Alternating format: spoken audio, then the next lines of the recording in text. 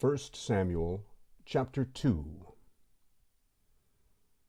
Hannah prayed and said, "My heart exults in the Lord. My horn is exalted in the Lord.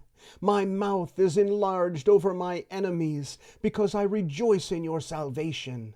There is no one as holy as the Lord, for there is no one besides you, nor is there any rock like our God.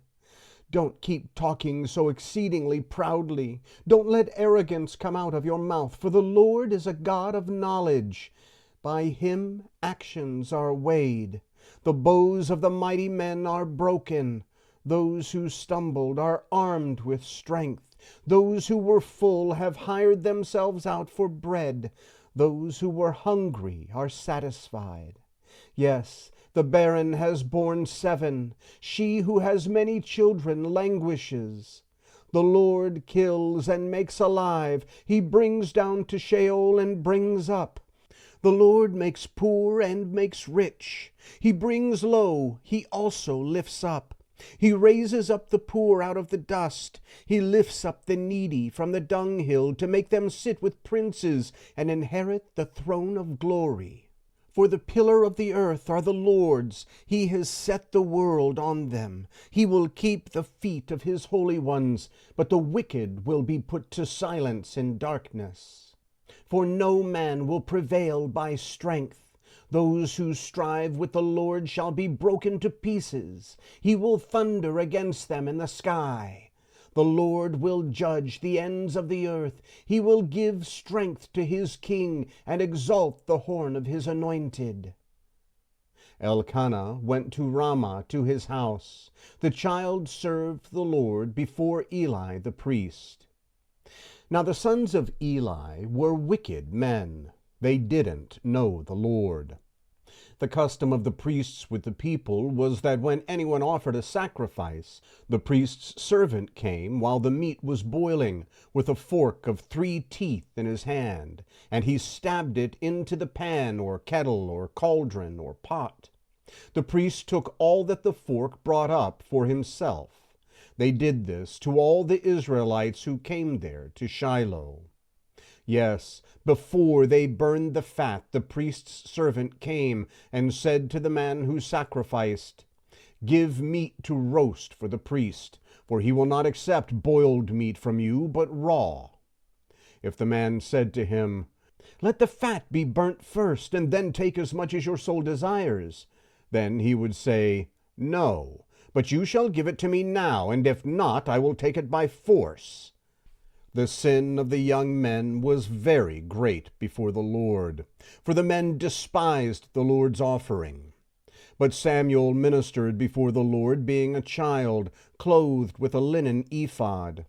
Moreover, his mother made him a little robe, and brought it to him from year to year, when she came up with her husband to offer the yearly sacrifice.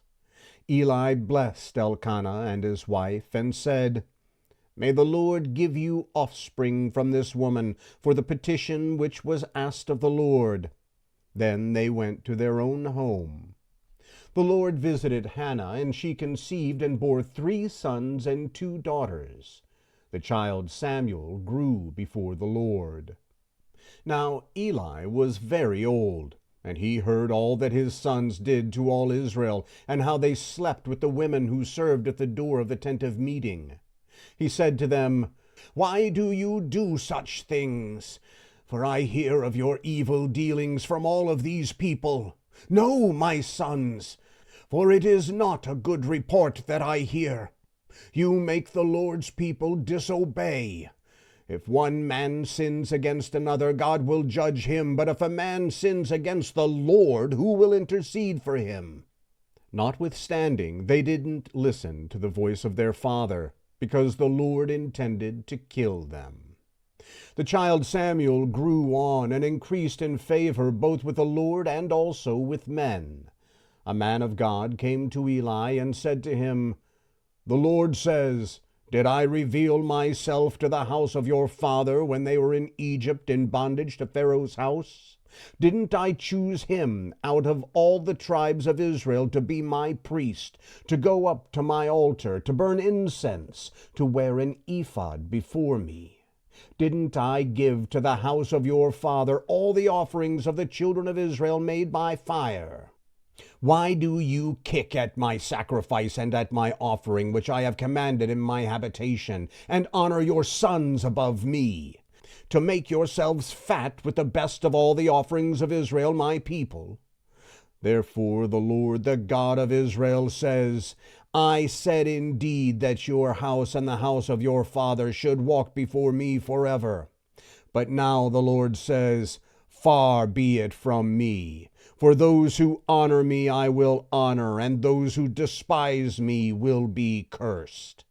Behold, the days come that I will cut off your arm and the arm of your father's house, that there will not be an old man in your house.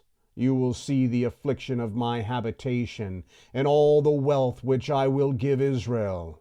There shall not be an old man in your house forever. The man of yours whom I don't cut off from my altar will consume your eyes and grieve your heart. All the increase of your house will die in the flower of their age. This will be the sign to you that will come on your two sons, on Hophni and Phinehas. In one day they will both die. I will raise up a faithful priest for myself, who will do according to that which is in my heart and in my mind. I will build him a sure house. He will walk before my anointed forever. It will happen that everyone who is left in your house will come and bow down to him for a piece of silver and a loaf of bread, and will say, Please put me into one of the priest's offices, that I may eat a morsel of bread.